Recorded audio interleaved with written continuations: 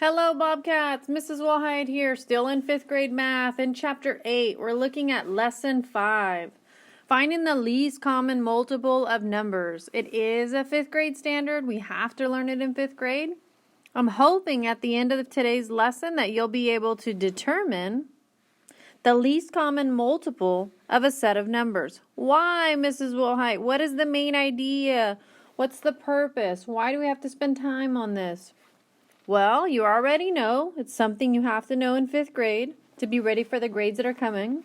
But also it helps you find equivalent values. We're going to be diving into fractions, and we're going to need to be able to find two fractions that have the same value, that are worth the same amount.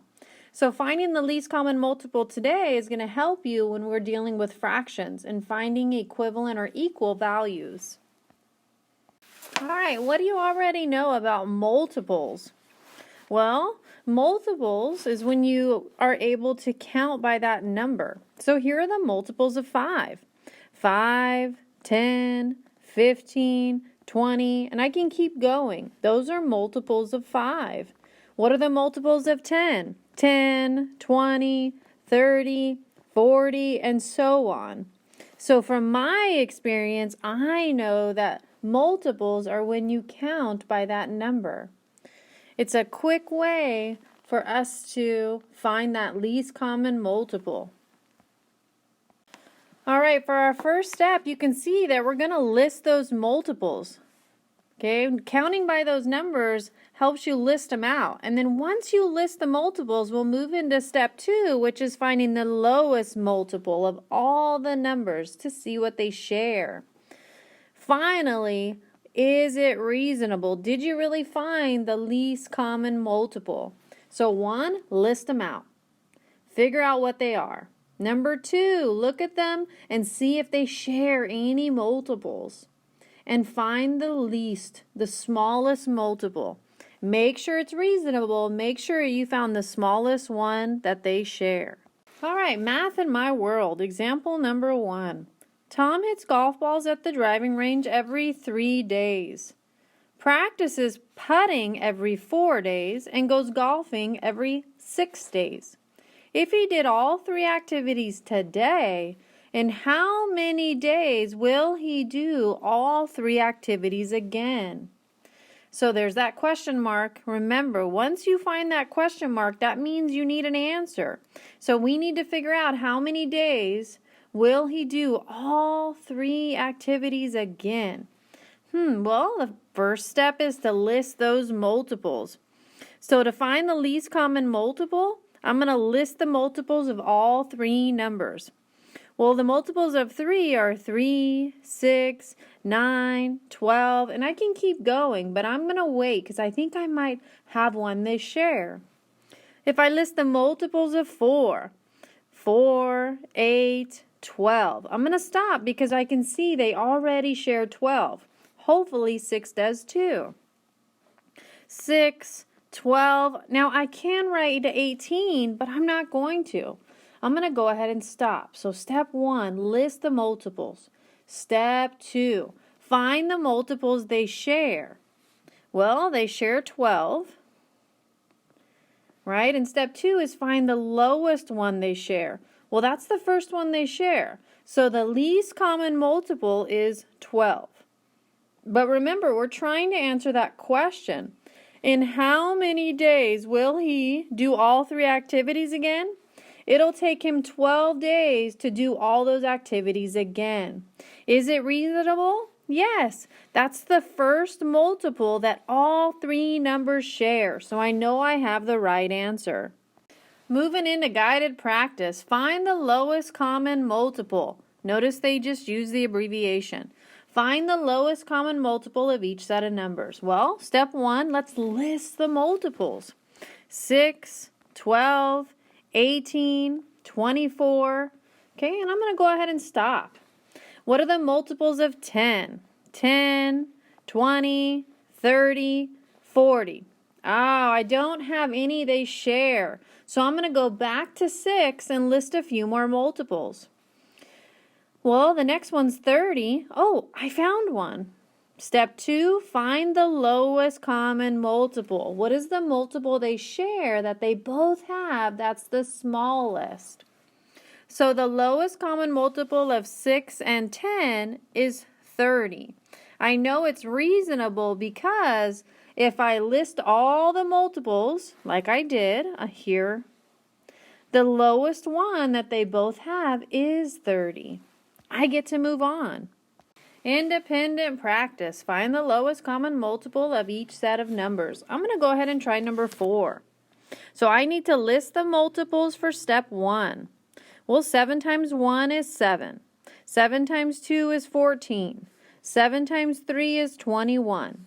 7 times 4, 28. 7 times 5 is 35.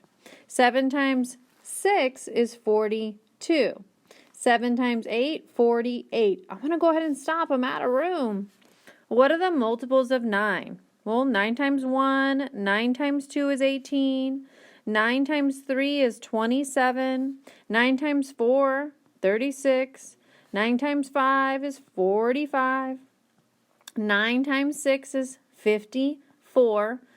Well, I'm out of room and I haven't found one that they share. So I'm going to go back to 7 and see if I can list a few more factors. All right, well, I left off 7 times 8. Well, I know 7 times 8 is 56. Oops, I better use that purple pen. 56. Okay, what's 7 times 9? Well, that's 63. Well, and the next one for 9 is 63. I have found one, so I can move into step 2. Find the lowest multiple they share. Well, they both have 63 in common. So I concluded the answer is 63. It's reasonable because 63 is the first multiple that they both have. I know it's the smallest. All right, I'm still in independent practice. I'm going to go ahead and try number 8. I'm going to start with step 1. What are the factors of 3 and 8? I'm looking for the smallest one they share. 3, 6, 9, 12, 15, 18, 21. Okay, I'm going to take a break and try the 8s and see if I can find one that they have in common. 8, 16, 8 times 3 is 24. 8 times 4 is 32. So I'm already in the 30s. I better go back to that 3 and list a few more multiples.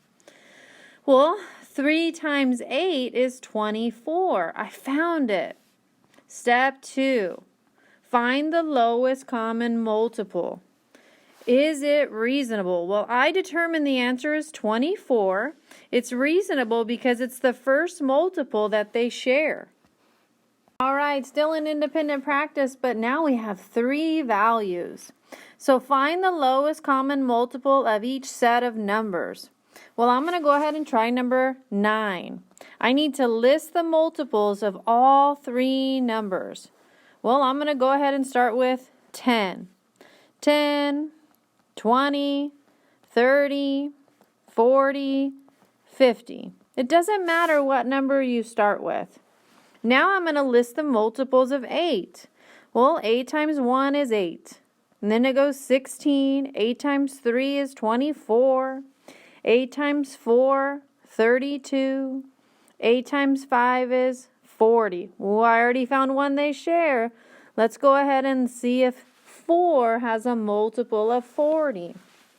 Well, 4, 8, 12, 16, 20, 24, 28, 32. Oh, I found an, I can see that 32 is listed here and here, but not on all 3. So I have to keep going. It doesn't work.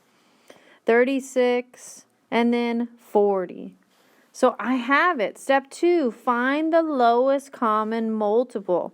Well, all 3 numbers share 40. So I theorize the answer is 40. It's reasonable because it's the first number that all 3 have as a multiple. All right, let's try number 12. Find the lowest common multiple of each set of numbers. So I need to list the multiples of all 3. I'm going to go ahead and start with 15. 15 times 2 is 30. 15 times 3 is 45. I'm going to go ahead and move on to 12. Well, I know 12 times 1. 12 times 2 is 24. 12 times 3 is 36. 12 times 4 is 48. 12 times 5 is 60. I'm going to go back to 15. Well, I know that 4 times 15 is 60. So far I've found one they shared. Let's see if 9 also has that one. 9 times 1, 9 times 2 is 18. 27 is the third one. What is 9 times 4? 36. Oh, look, they share 36, but not all three, so it doesn't work. 9 times 4 is 36. 9 times 5 is 45. 9 times 6, 54. 9 times 7, 63. So 60 didn't work either. Even though these two share it, darn it, it has to be on all three. So what is 9 times 8? 72. I gotta keep going. So we gotta keep listing those multiples until we find the one that they share. That's the smallest. So if I do 9 times 9, that's 81. 9 times 10 is 90. Well, I'm out of room, so I'm going to go back to 12 and 15 and see if I can find one they share. Well, after 60 is 75. Then 75 plus 15, if you want to look at it that way, is 90. So right now it might be 90. So let's figure out if 12 has a multiple of 90. Well, the next one is 72. Again, 2 of the numbers have 72, but I have to have all 3 numbers that have that multiple in order for it to work. I'm going to go ahead and erase these to give myself a little bit of room. So, okay, if I have 72, the next one is 84, the multiple of 12. Okay, and then the next one is 96. So I still have not found the multiple that they share. Gotta keep going. Well, 12 plus 96 is 108. Well, I'm going to go ahead and see if I can find the multiple of 15 and 9 leading up to 108. Still looking for one that they share. Well, Bobcats, I'm going to keep listing, and when I keep listing, I'm going to recognize or see that the first one that they share is 180.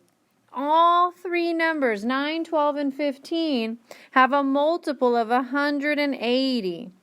So I surmise the answer to be 180. It's reasonable because if I keep listing those factors, 180 is the first one they share.